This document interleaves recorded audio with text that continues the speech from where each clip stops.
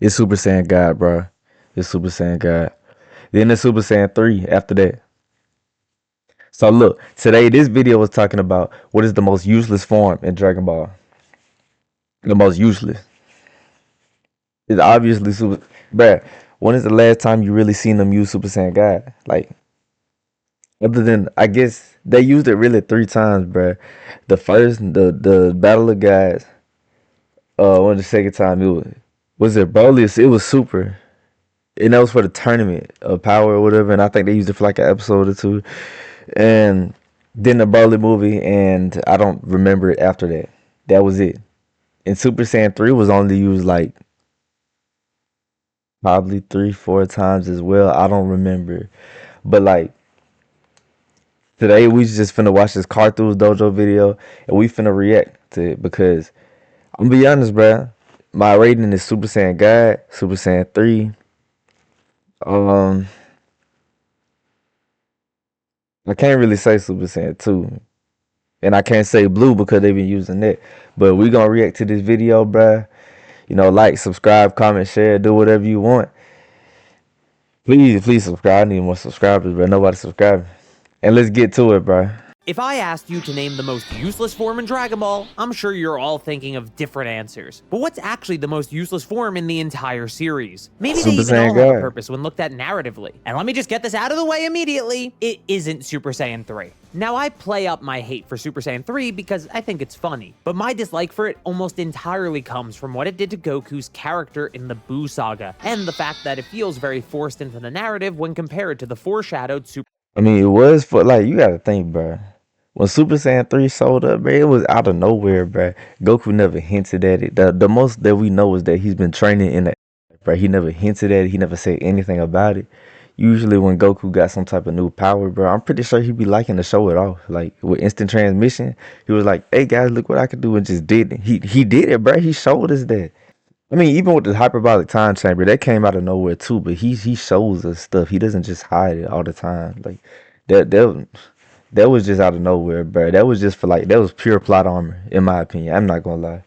Cause maybe Toriyama ain't know what he ain't know what else to do, bro. Like, might have Super Saiyan and Super Saiyan 2 forms. I think people read the word overrated in my title for my Super Saiyan 3 video and thought I actually said useless or worst. But I just think it's overrated, especially among the casual fan base due to how cool they think it looks and what it does in the non-canon Dragon Ball Z movies. At the very least, though, definitely in the movie. Useless. Whether or not I think it was actually necessary from a writing perspective, the form did buy enough time for Trunks to get the Dragon Radar from Capsule Corp. Now, did they end up using or needing the radar later in the arc? Well, no, but that's not the form's fault. Similarly, Gotenks also uses Super Saiyan 3 in his fight with Super Buu after exiting the time chamber. Aside from the form being required for Gotenks and Piccolo to escape at all, which stops Buu from destroying the Earth while they're betrayed and trapped, Super Saiyan 3 also makes Gotenks strong enough to successfully stall Buu, allowing Gohan's potential to finish being unlocked and for him to arrive on Earth. Though, I will say Buu also allowed that to happen, so I can only give Super Saiyan 3 a... But at the end of the day, bro, Gotenks had Super Saiyan 3 and Buu beat their ass. So it was like, yeah, we stalled time. They did. I guess they knew the Super Saiyan 3 for that because I remember they had to create a portal and stuff and they had to screen with the portal and they needed the power Super Saiyan 3, but it's like they didn't really do anything else with that. A little bit. And then they got Super Saiyan 3 out of nowhere too. Like, that doesn't even make sense. Y'all are 8 years old, bro. That Dragon Ball stopped making sense in the Buu saga. Bro. It never really made sense, but it definitely was some BS when the kids was turning into Super Saiyan. Of credit here. What, bro? That said, for the sake of this video, I will include Dragon Ball Daima when applicable, and Super Saiyan 3 Vegeta gets Super Saiyan 3's only notable win in a work with direct, heavy Toriyama involvement. So that counts for something. So this should make it clear what my criteria is for a useful form. I'm looking. And let's talk about Vegeta's Super Saiyan 3 form. I like his hair, bro. I ain't gonna talk too much, but I like his hair, bro. I like how it's different from Goku and all of them. We always thought Super Saiyan 3 be long, like little drag queen hair, but he got that little Sonic, that spiky stuff. That's cool. For narrative significance and or accomplishments. Having one or the other should give a form enough to escape being called the most useless form in the series, and accomplishments don't specifically mean wins, like I showed with Super Saiyan 3. I also want to focus on prominent characters, so no Chief Moganayan battle mode from Dragon Ball Super Episode 2 or things like it. For the next form, let me go from defending a form I dislike to defending a form I love, Super Saiyan God. I'm sure I don't love this form. I like the skinny design. I don't like the hair about it. I don't like the hair. I don't like I don't know. I don't know what I don't like about this form. I just don't like that they barely used it, and I just don't like that it look like normal Goku, bruh. That's what I don't like about Super Saiyan Blue too, bro. He look like a normal Super Saiyan with blue hair, bro. They could have did so much with these designs, bro, but they did not. It's a lot of you not think this form has satisfying. no accomplishments, and narratively it has no foreshadowing or build-up, as well as no narrative connection to Goku as But a it didn't character, have to. so It was it in the movie must though, be so useless. I mean, it literally loses its debut fight before getting fully replaced one arc later, but that isn't exactly true. I think people forget this, but Super Saiyan, a form praised for its build-up, has all of its foreshadowing happen over the course of its introductory arc. I've seen a lot of people say the form is foreshadowed in the same. there's nothing bad about that. I mean, if it's like kind of the same arc, I mean, it's not too bad. I mean, Battle of Gods had no choice, bro. That movie came out of nowhere. You know, you couldn't really build it up. It had no TV show to build on, and this right here, I mean, it's better than nothing. Like Beast Mode, I don't even think there was no hint towards Beast Mode when it came to Gohan, bro. That form really came out of nowhere. That was just for a movie. I like how cause you don't see too much foreshadowing when it comes to like forms in Dragon Ball.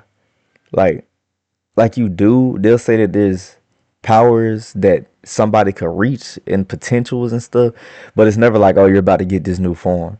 They straight up tell you, bro. There's something called a Super Saiyan, bro. The only thing that you don't know is that there's a design towards it, but you know there's something. Saga, but that just doesn't happen. The only line about Super Saiyans in that arc is Nappa using the term to mean something else entirely, calling any human Saiyan hybrid a Super Saiyan, which is clearly retconned by the time of the Frieza saga. Obviously, Battle of Gods was originally a movie, and even its arc version is less than 20 episodes long, so it doesn't have a lot of time to build up the form, but the build-up is still there, even if it's not nearly as good as the build-up for Super Saiyan on Namek. My point is, foreshadowing and build-up can happen in the arc that a form is introduced, but more importantly, this form is pretty symbolic for Goku. In the Battle of Gods movie, and in one line of the Dragon Ball Super arc version, Goku is a bit upset that he had to rely on others to get so powerful, annoyed that the strength didn't come from himself. What Goku I mean, when you realize it, bro, Dragon Ball is dead ass just relying on your other forms. I mean, Dragon Ball Z is. You're relying on forms to get stronger, bro. Like, I need a Dragon Ball arc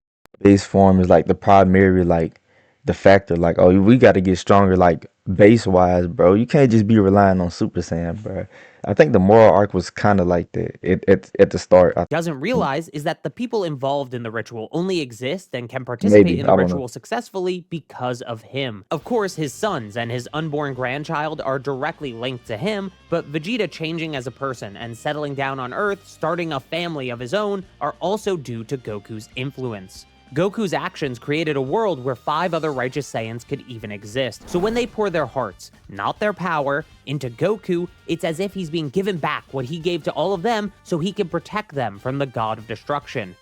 So does this make it not useless? Well, personally, I'd say character significance is more important than anything when it comes to a transformation in a story, but it does actually have some overlooked accomplishments. In Battle of Gods, the form successfully stopped Beerus from destroying the Earth. There's a world where the form doesn't live up to Beerus's expectations, or it isn't possible to create at all, and he If he ain't turned Super Saiyan God, bro, they would have been dead. They would have been dead. You know, Dragon Ball characters always find some type of way to survive crazy moments, bro. destroys the Earth right then and there. But the form growing stronger, allowing They would have been Goku to dead. show off his tenacity, and even making Goku stronger in his base form to the point that he didn't need the transformation for the second half of the fight because he became one with it, is a pretty big accomplishment. Something that's also partially a narrative accomplishment is this form expanded the world of Dragon Ball by blowing open the power ceiling we previously thought to exist in Dragon Ball Z. Back to combat accomplishments though, in the manga, Super Saiyan God is used a good amount to give Goku and Vegeta incredible power boosts without using the same stamina as Super Saiyan Blue. They generally use the form to go in and out of Super Saiyan Blue, like in Goku's fight with Hit and Vegeta's fight with Goku Black. You could actually say it just fully replaces Super Saiyan 3, with the anime seemingly implying that Super Saiyan God is just more efficient than Super Saiyan 3 as well as Super Saiyan Blue. So its purpose as a powerful, efficient transformation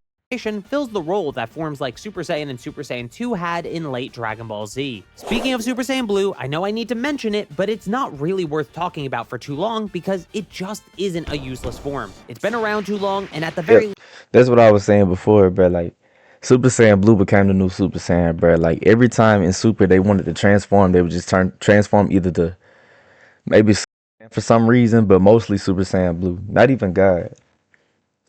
And I mean, it's cool, but like I never liked the design for Super Saiyan Blue. Like, it's just Super Saiyan with blue, like I said. But I get that it's with God Key, and God Key just changes the person's hair color. But like, I like the AF days when they had long hair, spikes, and all that. Like, come on, bro. least has been used to Could have buy did something time with the or design. even just straight up win fights. It's a form that's pushed enemies to evolve in order to surpass it, and the form evolved in ways similar to Super Saiyan in the original manga. While I think it's fair to say perfected Super Saiyan Blue may have been a bit too short-lived, it served a purpose in the fight with Merged I Zamasu forgot in there the was a Dragon Ball Super perfected Super manga. Saiyan. Blue Evolution, on the other hand, is something I'll have Blue, to at talk least. about in a bit more detail. Blue Evolution first appeared in the Dragon Ball Super anime, then was adapted in a slightly different way by Toyotaro for the Dragon Ball Super manga. In both continuities, the form is unlocked during the Tournament of Power, with the anime specifically framing this as Vegeta's limit-breaking form that he achieves on his own path to power, while Goku goes after Ultra Instinct. I think people fairly Yeah, I forgot all about that form, bro. Like, Ultra Ego replaced that form so quick, like so this I'm not form gonna lie. since it's just not that interesting. In the anime It's not. especially, it's a retread of Super Saiyan. And that's one of those other forms that just, I'm pretty sure it just came out of nowhere, bro. Like, I don't even think it was hinted at, bro. Super has this thing where it just like gives people weird powers to forms, like Piccolo, like Orange Piccolo, bro. Like, he got that from wishing something to Shenron or something. The Shenron just gave him like unlocked potential. Which, how much potential does this guy have to unlock, bro? Like, he's been training for years. I'm pretty sure that's what happened, ain't it? Like, and why does it make him turn orange? Like what be going on with Super, bro? Too, but with an emotional awakening that's usually reserved for entirely new forms. And the crazy thing is, they never explained it. I don't even think they explained Beast Mode, bro. It's been like 3-4 years already. Not variations, or for lack of a better term, evolutions. That being said, the generic way Vegeta unlocks it isn't terrible, and it's at least a little different in the manga, as it's brought about by his frustration of always falling behind Goku, somewhat paralleling the anime filler scene of how Vegeta unlocked Super Saiyan in the first place. More importantly than anything though, this is Vegeta's main form in the Moro arc of the Dragon Ball Super manga, and it, along with his new abilities, forces the story to progress. He's also clearly using the form to amplify his Force Spirit Fission at the end of the arc to stop Moro from getting an instant win, buying them time for the actual victory to happen, which is not a lot, but it's definitely not useless. And if I'm talking about what's basically Super Saiyan Blue Grade 2, we have to talk about the other Super Saiyan grades. Obviously, Grade 1 isn't useless, and Grade 4 was seemingly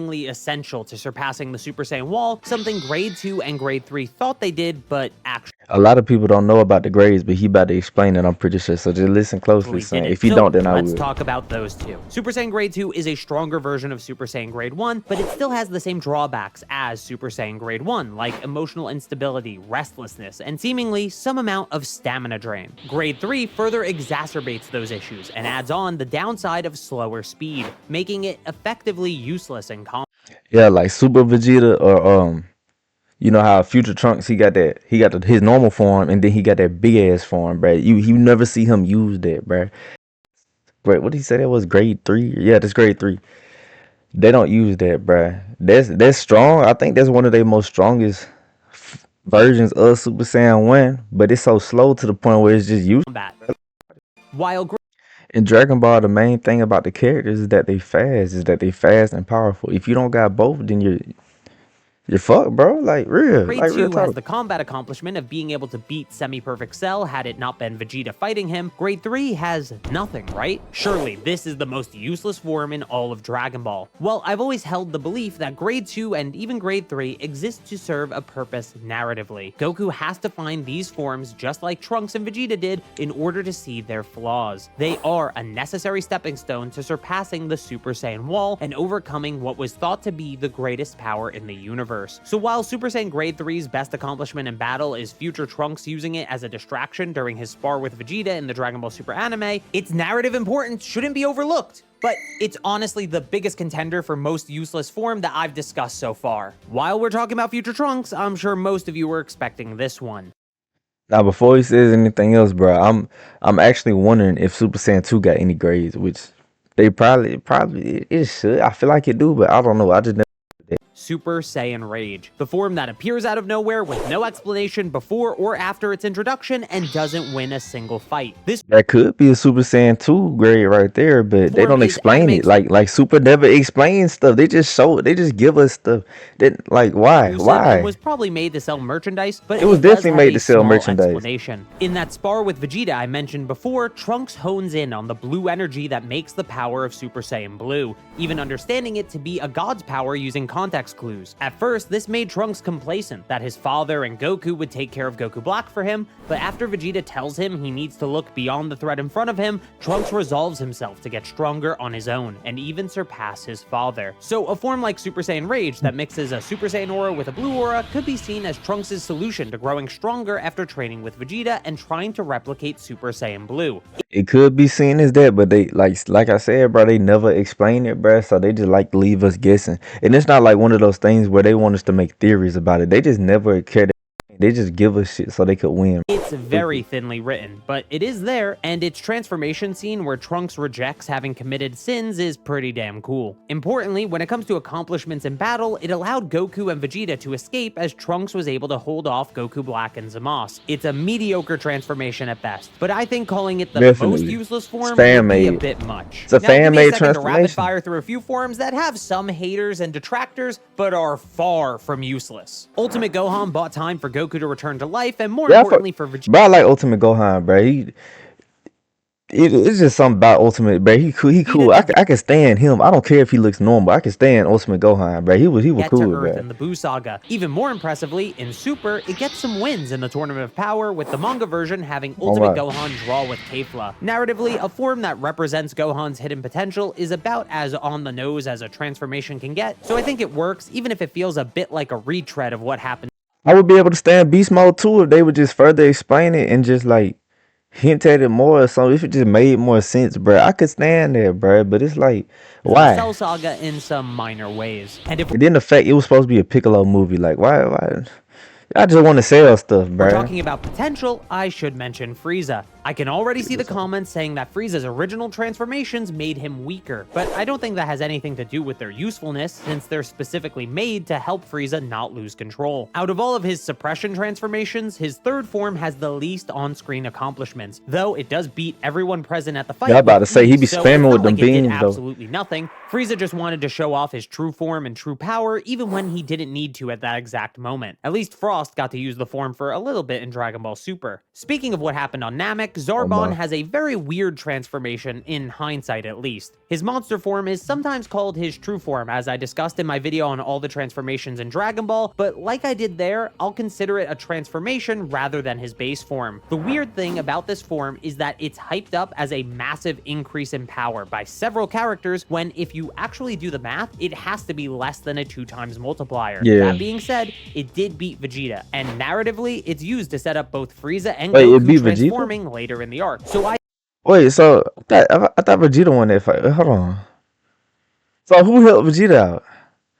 We're just gonna watch that in the next video. I don't care. Even if it's a pretty weak power boost. I mean, it still got Zarbon a win over Vegeta in their first fight after all. And finally, we could talk about the actual contenders for the most useless form in Dragon Ball. The first... Okay, the forms he did not mention is Super Saiyan and Super Saiyan 2, bro. And 4.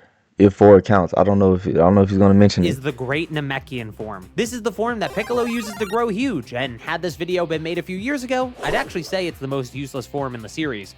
Oh, he talking about in general. Oh, okay. Let me think real quick then. I can't think of no other Has no form. I real ain't gonna power lie. gains, and its only use in combat is taken advantage of by Goku to rescue Kami, which is really the only reason the form exists in the story. That's still technically a narrative use, but it feels weird to use that in the form's favor. Luckily, we live in a post-Dragon Ball Super superhero world, and in that movie, Piccolo uses the Great Namekian form in conjunction with Orange Piccolo to better hold off and fight Cell Max, which is a crucial move that actually leads to the fight ending in a victory against the artificial life form. Oh So my, while the so it form may did not something. provide a true power benefit, its size and leverage still greatly improves combat ability, especially when the opponent is of a similar size as well. Hey, I don't know congrats, how it man. makes You're not them slow. useless anymore. Next, we have Buu with Piccolo, Goten, and Trunks absorbed, or as some people call the form, Buu Iccolo. This form only Nah, I thought he got stronger with this stuff though. I ain't happened gonna after lie. Goten Cause hold on, who was it? It was Ultimate Gohan did beat his but he ended up getting caught off guard. and Trunks That's what it was. defused inside of Buu.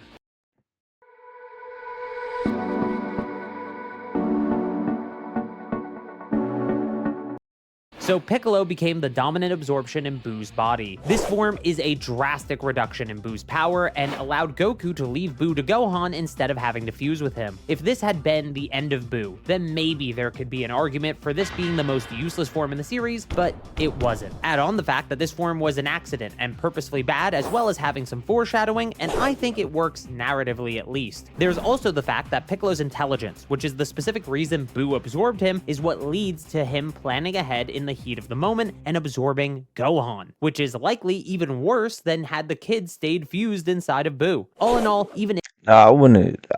Piccolo, he's not a dumb dude, but I wouldn't call him intelligent. Like most of his dialogue is saying what everybody else is saying. Like if they fight, he like, oh my gosh, he's gotten 10 times stronger. Like nigga, we know. Like we, if it was bro, meant like to what are you be a talking useless about? form, it ended up being extremely good for Buu and justified him absorbing Piccolo in the first place. Like you absorbing Gohan, like anybody else would do that, bruh.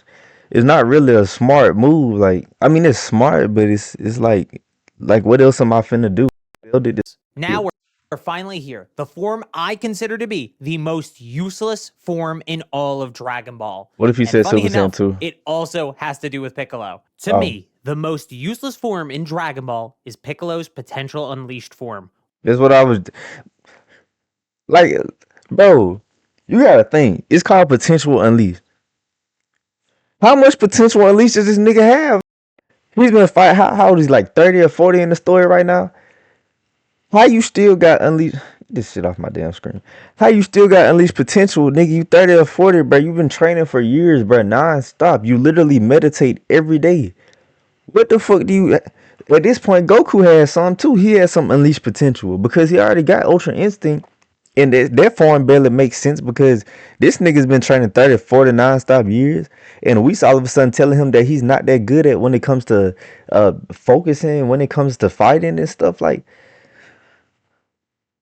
Goku is like the main nigga that be focused. Or as I like to call it, Piccolo. This form was supposed to let Piccolo close the gap between him and Gamma 2, an opponent he thinks is on the level of Goku and Vegeta. But instead, he just ended up losing slightly less badly to the android and was still going to be killed as his own power just wasn't enough. But I think the worst part about this form is the fact that it didn't even need to be a form. Goku, It didn't. Krillin, Kid Gohan, and even Dende had They their all had potentials it. unlocked, with the latter three being in the same way Piccolo did, but they didn't result in transformations for the characters. By creating a new form, it does subvert the viewer's expectations about what Shenron meant when he spoke about Huh? Hold on.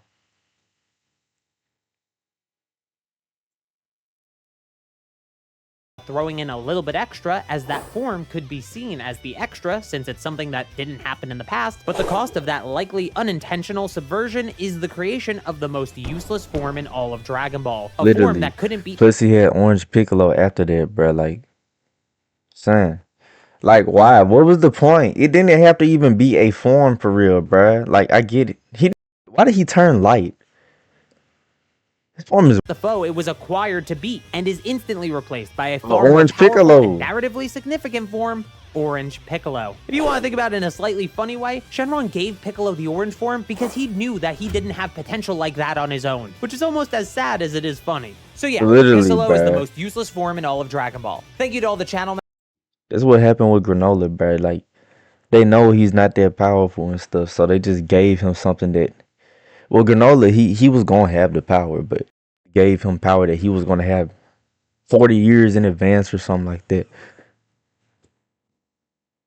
The crap.